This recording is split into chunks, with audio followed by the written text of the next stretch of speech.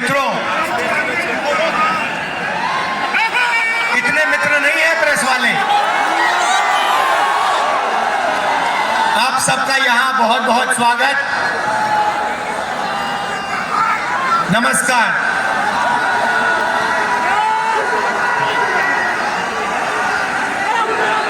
देश में जब भी बदलाव आता है वो बिहार में तूफान शुरू होता है। यहां से तूफान बाकी प्रदेशों में जाता है। ये बिहार जो है देश की राजनीति का नर्व सेंटर है, यहां से ही शुरुआत होती है। आज देश में विचारधारा की लड़ाई है। एक तरफ नफरत,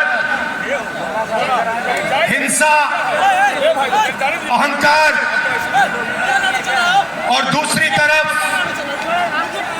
मोहब्बत, भाईचारा और एक दूसरे की इज्जत। जैसे मैंने यात्रा में कहा, अगर आप गठबंधन को समझना चाहते हो, एक लाइन में समझा जा सकता है। नफरत के बाजार में मोहब्बत की दुकान खोलते हैं हम।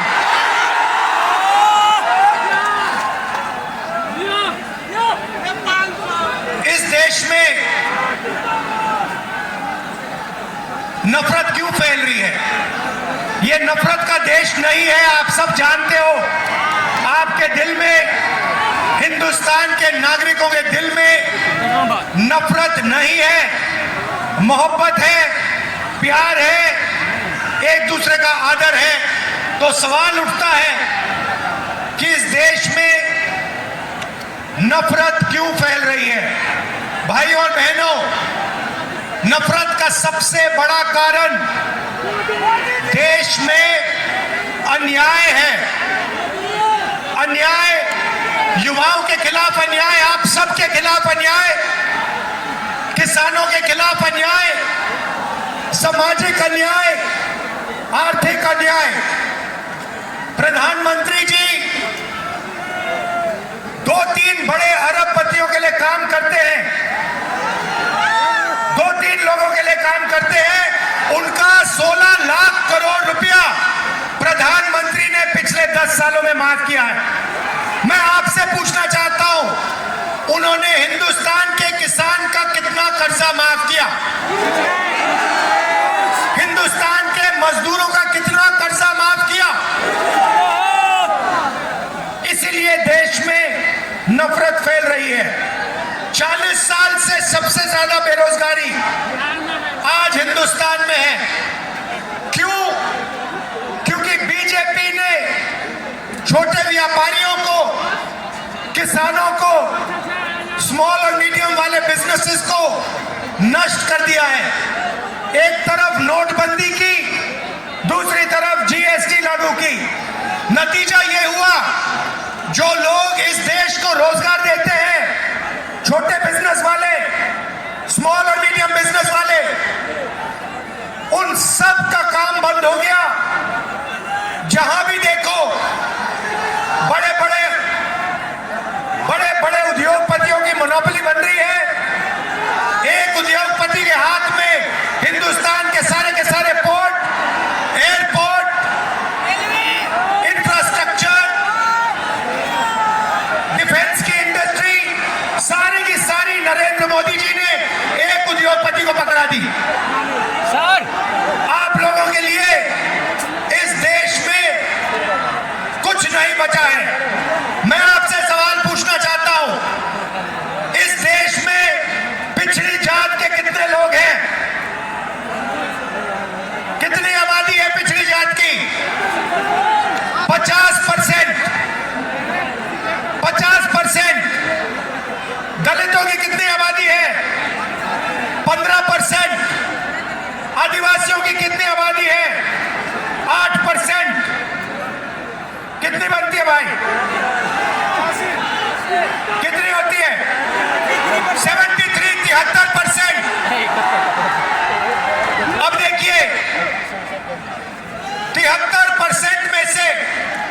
हिंदुस्तान की सबसे बड़ी कंपनियों में उनकी मालिकों की लिस्ट निकालिए, आपको एक व्यक्ति नहीं मिलेगा 73% वाला। उसके बाद मीडिया के मालिकों की लिस्ट निकालिए, बड़े बड़े इनके जो पत्रकार हैं उनकी लिस्ट निकालिए, आपको 73% में से एक नहीं मिलने वाला है। उसके बाद प्राइवेट अस्पतालों के मालिकों की लिस्ट निकालिए, स्कूल और कॉलेज जो चलाते हैं, private school, private college, private university, उनकी लिस्ट निकालिए, उधर आपको 73% का कोई नहीं मिलेगा। उसके बाद जो हिंदुस्तान को 90 ब्यूरोक्रेट चलाते हैं IAS वाले, उनकी लिस्ट निकालिए, उधर आपको 3 पिछड़े वर्ग के लोग मिलेंगे, 3 दलित मिलेंगे और 1 आदिवासी मिलेगा। और अगर हिंदुस्तान की सरकार 100 रुपए खर्च करती है, बजट में अगर 100 रुपए खर्च होते हैं तो 73% की 6% की 6 रुपए की भागीदारी बनती है। तो ये जो 73% है और उसमें अगर आप जोड़ना चाहते हो तो गरीब जनरल कास्ट के लोगों को भी जोड़ लो।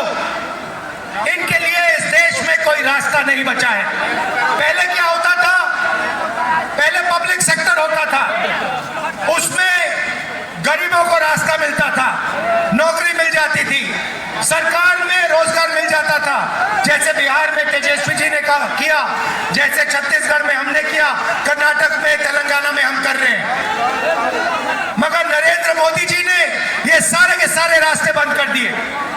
सेना में आप जाते थे, वहां अग्निवीर लागू कर दिया। अब देखना, अग्निवीर लागू किया और अग्निवीर में पहली बार इस देश में 2 तरीके के शहीद होंगे।